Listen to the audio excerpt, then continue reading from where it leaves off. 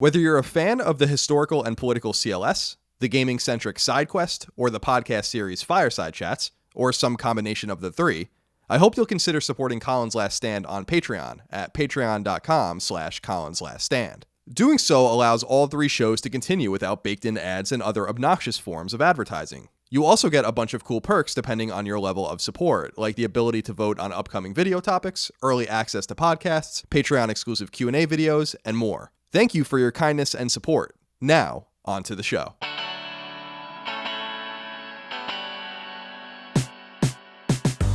Greetings and salutations. Welcome back to Colin's Last Stand SideQuest right here on YouTube. My name is Colin Moriarty, as always. I hope today's video finds you and yours very well. Today, I want to talk to you about the Xbox brand, Xbox One and the evolution of the Xbox brand and the future of the Xbox brand and perhaps the future of the entire console gaming industry. In short, what I see with Xbox One's failure, relative failure compared to its competition, is an old Microsoft, a Microsoft we've seen before, a Microsoft that implements ideas in a nascent console and sees them come to fruition in the next generation. And even though Xbox One has failed against PlayStation 4 largely, there are lots of great ideas being implemented in that ecosystem that I think can shape the future of the industry entirely. And so today, with all of the kind of negativity surrounding Xbox all the time, I wanted to make a positive video about Xbox that shows the silver lining of their situation, how they've changed the industry in the past, and how I think things they're doing now are going to change the industry for the better in the future. So let's jump on in. If there's a universal truth in video games, it's that no hardware manufacturer's dominance over its peers lasts very long. Indeed, having a solid run of 2 generations without major issue is an anomaly.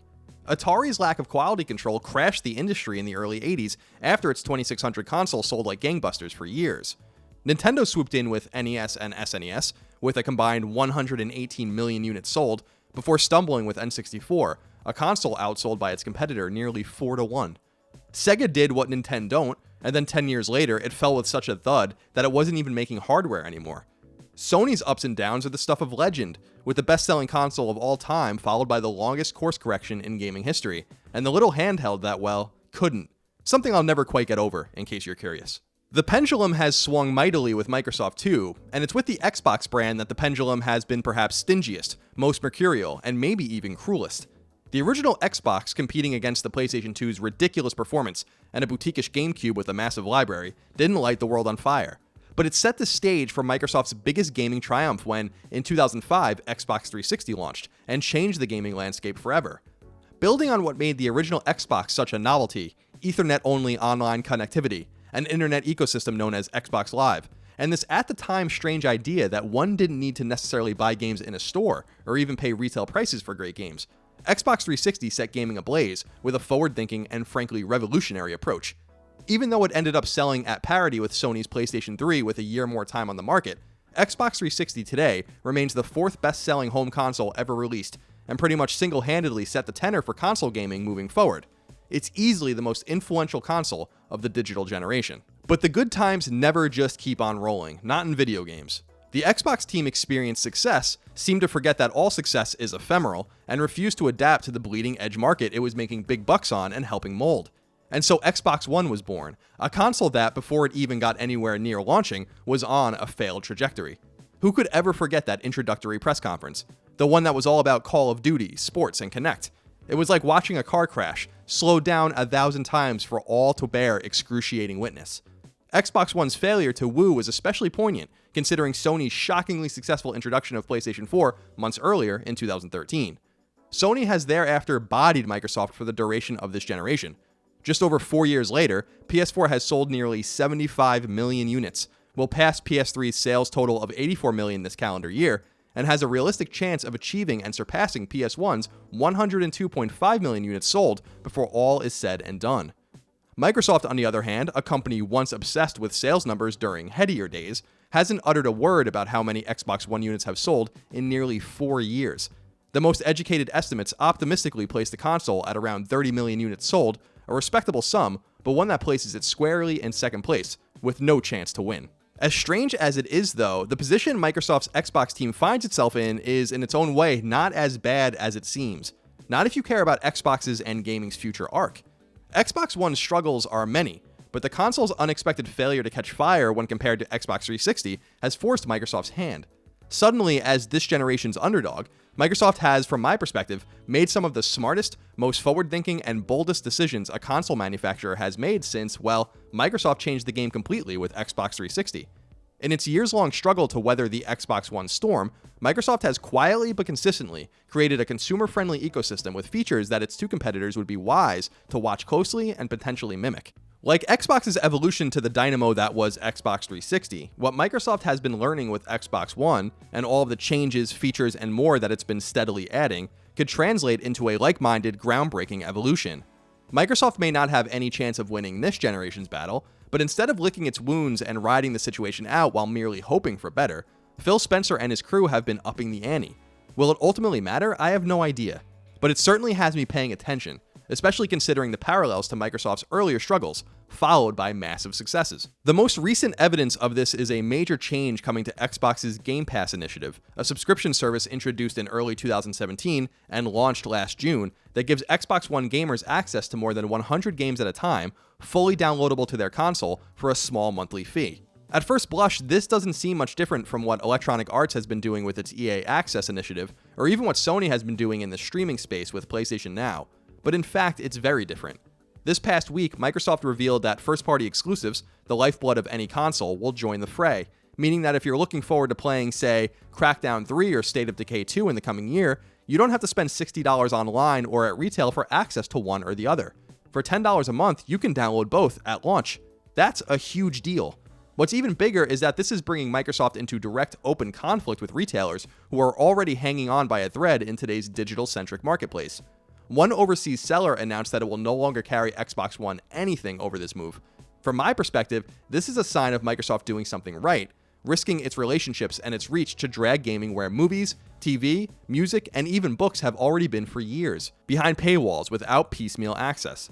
This isn't a move a market leader could or would make, but that doesn't mean this isn't the future. This may not seem like a huge deal to some of you out there, but trust me, it is. In fact, this move falls in line with other out-of-left-field moves Microsoft has made in the Xbox One era that, at first blush, seem like outliers, only to later materialize as immensely smart moves that happen to make perfect sense. It's kind of like how the original Xbox signaled to us that only Ethernet connections made sense for gaming, or how Xbox 360 introduced achievements and the ability to buy games digitally at all sorts of price points, or Xbox Live's insistence that games weren't static products, but could be updated with patches, DLC, and more, even on a console. It's stuff we take for granted today, but at some point in the past, someone had to push to make these novel and unusual ideas a reality. With Game Pass, Microsoft is speaking loudly in a way that Sony and Nintendo cannot or will not. They're banking the future of their hardware and publishing businesses on gaming evolving the way film and TV viewing has.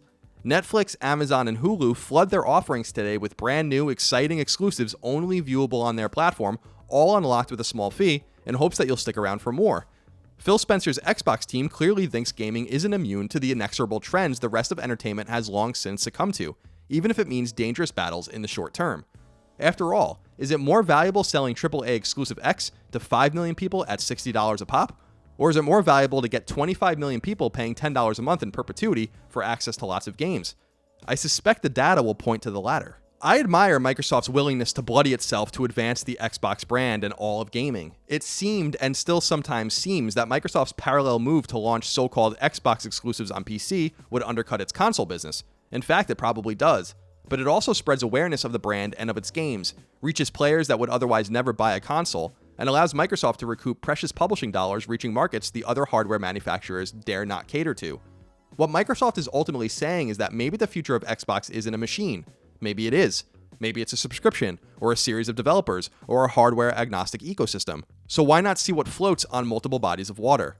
As such, when making moves with Xbox Game Pass and publishing games on PC, it concocted and launched Xbox One X, once known as Project Scorpio, to hedge its bets in the console space, with a robust and powerful machine that places it squarely on the cutting edge.